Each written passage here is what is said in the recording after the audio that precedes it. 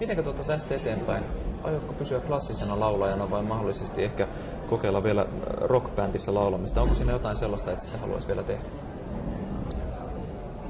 Joo, siis toki mä tulen klassisen musiikin puolella konsertoimaan kyllä, niin kuin tulevaisuudessa tulen. Ja toivon, että pystyn kehittämään itseäni siinä, ottamaan tunteja ja kehittämään tosiaan sitä pohjaa, joka minulla on jo sieltä ennen Nightwishia, että sitä on kehittänyt Nightwishin uran aikana ja tulen kehittämään jatkossakin, mutta se, että sitten tämä rock-puoli, niin mä en sitäkään tule unohtamaan, että kyllä mulla ne tulevaisuuden suunnitelmat siitä, että minkälaista musiikkia mä tulen omalla niin soloartistina tekemään, niin kyllä en halua sitä tietynlaista heavy metallipohjaa, minkä mä oon 9 vuoden karrierin Nightwishin kanssa saanut, niin unohtaa lopullisesti, että se on antanut mulle niin paljon, ne on ollut uusia elementtejä ja näitä elementtejä mä tulen käyttämään jatkossa. Toki ei ole kyse siitä, että tulisin tekemään heavy metalli-albumin, mutta että jotakin elementtejä sieltä täältä yhdistää nyt tähän mun klassiseen ääneen ja koulutukseen ja omaan persoonaan, niin kyllä musta tuntuu, että se on niin kuin se semmoinen musiikillinen pläjäys, mitä ihmiset tulee sitten lopulta kuulemaan multa itseltään. Onko mahdoton ajatus, että menisit johonkin bändiin? Sitä oikeasti nyt kun kysyt, niin en ole uhrannut ajatusta tälle, että ryhtyisin johonkin jo valmiiseen pakettiin, menisin keulakuvaksi jo valmiiseen pakettiin. Se on aika vieras käsite. Tunnen sen niin kuin enemmänkin, että nyt näillä omilla jaloillani haluan seistä tästä lähtien ja tehdä musiikkia ihmisten kanssa sitten, että se, että mä ottaisin jonkun valmiin paketin, niin se tuntuu hirveän vieraalta. Joo. Mitenkä jos ajatellaan Nightwishin musiikkia ihan laulutekniikan ja tulkinnan kannalta, mitenkä uskot, miten vaikeita kappaleita ne on laulaa, että joku uusi laulaja kykenisi siihen ikään kuin tosta vaan? Mulle se on vienyt monta vuotta. Mulle henkilökohtaisesti oppia laulamaan Nightwishin musiikkia. Se vei useita vuosia. Se oppimisprosessi tuli semmoiseen kliimaksiin vasta tämän viimeisen albumin myötä, tiedätkö, että se vei niin monta vuotta mun opetella laulamaan näitä kappaleita. Ei sen takia, että Tuomas olisi tahallaan säveltänyt mulle vaikeita kappaleita laulettavaksi, mutta se, että se mun äänen tuotto ja se äänen käyttötapaa, niin se poikkeaa paljon siitä normaalista rocklaulamisesta. Ja ampituskappaleissa on huomattavasti niin kuin suurempi kuin laajempi kuin mitä sitten normaalisti rocklaulajat käyttää. Tai ylipäätänsä rockmusiikissa käytetään, niin kyllä siinä niin kuin jonkinlaista pohjaa varmasti tarvitaan. Mutta taas toisaalta mä uskon siihen, että bändillä ei ole näinkään tarkoitusta jatkaa sellaisella Tarja-kloonilla tai etsiä varmaan, uskoisin näin, että heillä ei ole tarkoitus etsiä Tarja-kloonia tähän jatkamaan ja hyppäämään mun saappaisiin, että ja se voi olla hyvin hienokin juttu ja positiivinen asia, mutta nämä kappaleet, niin tokihan niissä se spirit, tiedätkö, välttämättä muuttuu, jos siinä ei tule laulamaan laulaja, joka ei olisi koulutettu laulaja. Joo. Jos ajatellaan ihan levymyyntilistojen valossa, tämä uusi kokoelma, se ei menestynyt Suomen listalla ainakaan enää niin hyvin kuin edellinen Once-albumi, niin jos ajatellaan ihan menestyksen näkökulmasta, niin mikä on sun ajatus siitä, oliko bändi jollakin lailla ehkä laskusuunnassa jo viime syksynä? Mä en oikeasti omassa niin kun, henkilökohtaisesti itse en pystyisi allekirjoittamaan että kokoelmalevy kertoo siitä, että se on tietysti kokoelma bändin uran ajalta olevilta julkaisuilta, mahdollisesti niitä niin sanottuja parhaita kappaleita niiltä. Ja monella Nightwish-dikkarilla ja kuuntelijalla, sillä musiikin rakastajalla oli jo meidän kaikki albumit.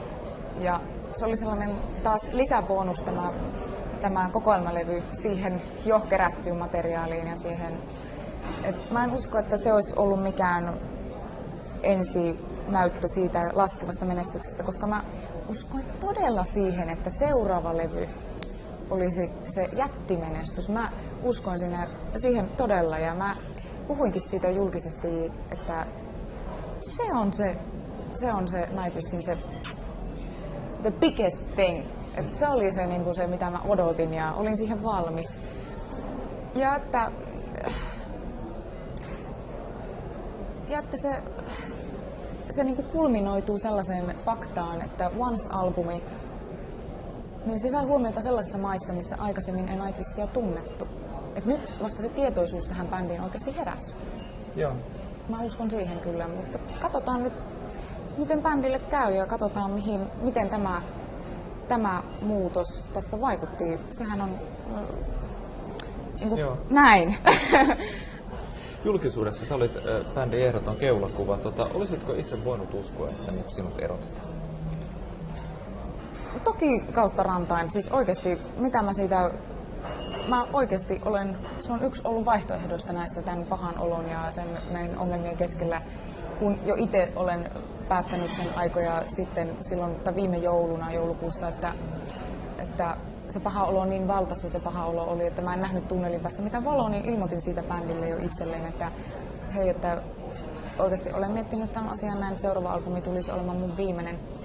Niin toki se oli yksi vaihtoehto. Eihän se ollut mitenkään poissuljettu asia, mutta että tämä...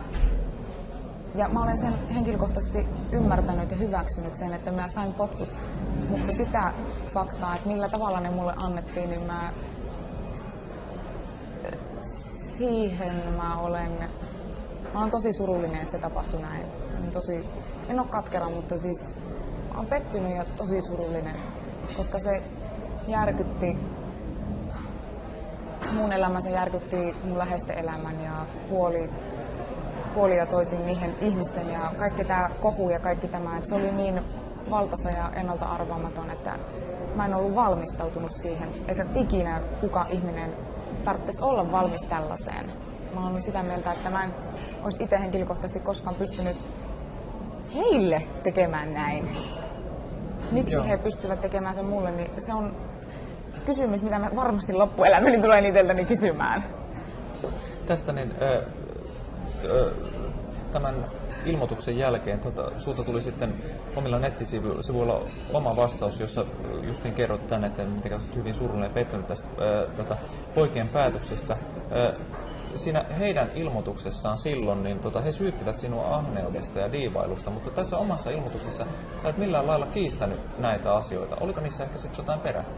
Kiistänyt sillä tavalla, että mä en kiistänyt monia muitakaan asioita tai vastannut syytöksiin syytöksillä, koska mä en ole koskaan sellainen ihminen ollut, että mun tarvitsisi, en mä julkisuutta koe siinä väylänä ja mediaa siinä väylänä, että mun täytyisi tämmöisistä asioista puhua niin kuin julkisena asiana, koska bändin sisäiset asiat, niin kuin ne on henkilökohtaisia bändin sisäisiä asioita. Ja syytökset, ne oli tosi kovia syytöksiä, mitä siinä kirjeessä luki. Ja silloin kun mä itse sen luin, niin se oli niin kova shokki ja järkytys, että mä olin tosi surullinen siitä, että ihmiset olivat nähneet nämä asiat siinä valossa, koska näin lyhyesti selitettynä mulla on hirveän hankala sanoa, että en ollut ahne tai en ole diiva tai että perustella sitä, mistä kaikki tämä 9 vuoden karrieri Nightwishin kanssa ja mistä asioista se koostui ja mitä me siellä käytiin ongelmia läpi. Niin mä oon tosi surullinen siitä, että he ovat nähneet mun diivana. Diiva merkitsee tässä tapauksessa niin varmasti aika negatiivista asiaa ja sitä, että mä en välittänyt mistään, kun minä olin se keulakuma bändissä. Näin ei todellakaan ollut asianlaita, että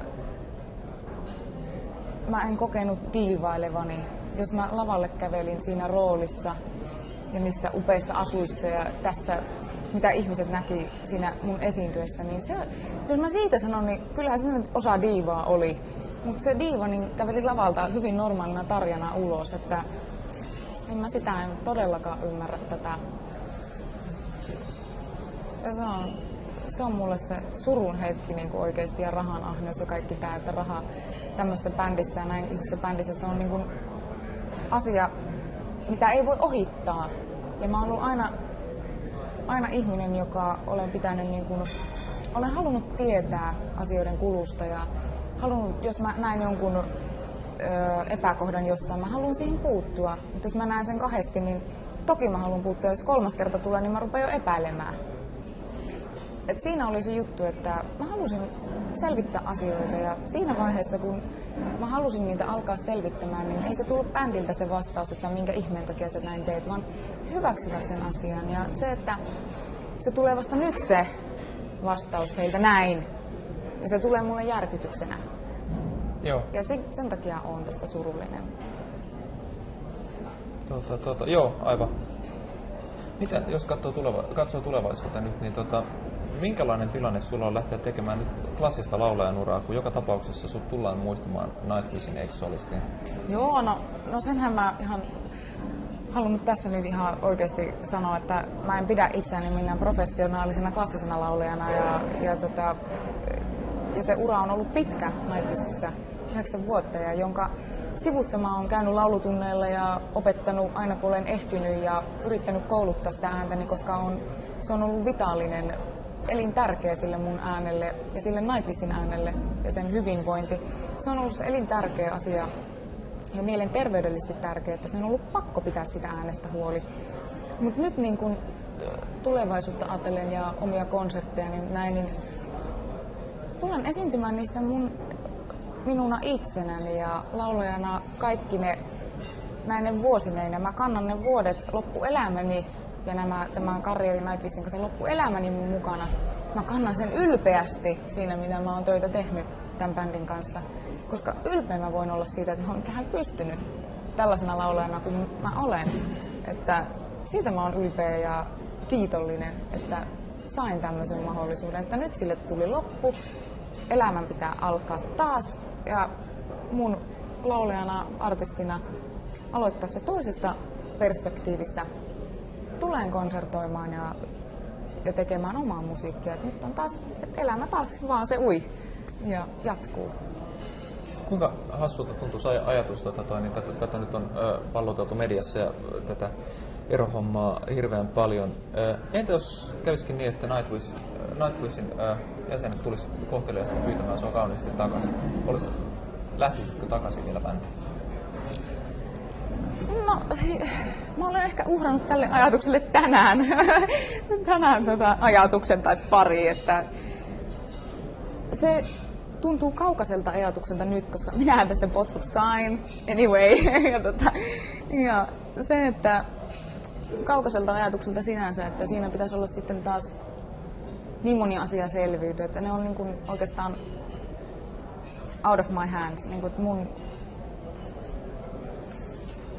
tämmöisiä asioita, niin mä en niin kuin pois sulle tätä ajatusta. En missään nimessä pois sulle tätä ajatusta, mutta että joo. Se on kaukainen ajatus tällä hetkellä. Tämmöinen mulla tuli vielä mieleen, vielä tästä riidasta. Muut syyttivät sua niin oikeastaan siitä, että sä et sitoutunut tähän yhtyeeseen, että Nightwish olisi ollut sulle vain työ. Ja jos ajatellaan niin bändiä niin kehityksen ja semmoisen soittamisen innon kannalta, niin se on tavallaan mennyttä kalua, jos kaikki eivät siihen täysin sitoudu. Ymmärrätkö sä heidän tyytymättömyytensä syyn sitten jollakin lailla? Tai onko sun vaikea sitä ymmärtää? Sillä tavalla mä ymmärrän, jos puhutaan bändistä. Bändihän normaalisti on yhteisö, joka tekee työtä tiiviisti yhdessä ja treenaa biisejä ja menee studioon ja treenaa konserttikiertueelle ja näin. Nightwish oli bändi, joka alusta lähtien toimi toisin. Tämä tapahtui ihan ensimmäistä demosta lähtien, että Tuomas lähetti mulle demoon ja lyriikat ja mä harjoittelin niitä yksinäni kotona. Menin studioon, harjoiteltiin yhdessä, lauloin sillä tuloksella, mitä te kuulette niiltä albumeilta. Harjoiteltiin bändinä pari päivää ennen konserttikiertuetta, mentiin konserttikiertueelle ja soitettiin. Että se tapahtumaketju oli aina sama. Että se vaati bändiltä nyt tämän 9 vuotta ja kirjeen verran tulla mulle sanomaan, että he olivat tyytyväisiä siihen. Niin kyllä mä sitä ihmettelen. Koska ei se ollut mitään etätyötä mulle tää bändi. Ja bändi on aina ollut mulle prioriteetti. Se on täysin se prioriteetti, koostuu näistä 9 vuodesta. Siitä, että mä ilmoitin jo, että mä oon valmistelemassa soolouraa, albumia. Ilmoitin sen bändille, kaikki ties, levyyhtiöt ympärillä, kaikki ties sen. Se ei ollut mikään salaisuus. Koko Nightwishin uran ajan mä oon selvittänyt sitä, minkälainen laulaja mä en. No, mä en ole mikään pelkästään heavy-laulaja. että nämä on ollut ihan selviä asioita, mitä mä oon pitänyt niin kuin asioina, mitkä ei ole mitään salaisuuksia eikä mulla ole mitään peiteltävää. Sen takia tämäkin niin kuin nyt, että tämä tietynlainen pettymyksen tunne siinä, että mä en ollut osallistunut heidän, se on ihan uutta mulle. Joo. Viimeinen kysymys sitten vielä. Mä haluaisin itse asiassa oikasta. Musta niin lähti niin vähän vääränlaista uutisointia tuossa taannoin, kun itse asiassa just samaan aikaan tuli sitten verotiedot julki. Siinä puhuttiin jotakin, että Holopainen ansaitsi 150 000 ja sitten sun verotiedossa oli, että 5 000 euroa viime vuodelta, mutta mä laskeskelin, että tämä suhde tuskin on ollut näin epäoikeudenmukainen. Sä oot maksanut jonnekin muualle. Tai siis, kyllä. Minä maksan kaikista tuloistani veron Suomeen, kyllä. Sä oot saanut palkkaa Nightwishista viime vuodelta 5 000 euroa. Pitääkö paikkansa? Ei pidä paikkansa. Joo, okei. Paljon, se pantiin niinku jotenkin niinku tasan kuitenkin se. Joo, siis ihan alusta lähtien meillä on ollut tilit tasan kaikkien bändin jäsenten kesken, kyllä. Okei. Selvä juttu. Voitko sanoa paljonko se on? Siis tää ei ole mikään skandaali juttu, vaan ihan sen takia, että tähän asti on uutisoitu, että sun tili on ollut 5 000 euroa. Joo, siis tämä ei ole sen suurempi uutinen kuin, että asun Kuusankoskella, olen Suomen kansalainen ja maksan kaikista tuloistani verot Suomeen. Niin sen suuremmasta uutisesta ei kysymys, mutta tästä uutisesta toki, että mitä verotoimisto mun tuleikseni 2004 oli ilmoittanut, siellä oli tapahtunut virhe heidän puolellaan ja tämä asia on Okei, sieltä käsin kunnossa. Selvä juttu, mä voin soittaa Kuusankosken verotoimistoon. Okei, no tää olisi tässä sitten. Kiitoksia sinulle kovasti.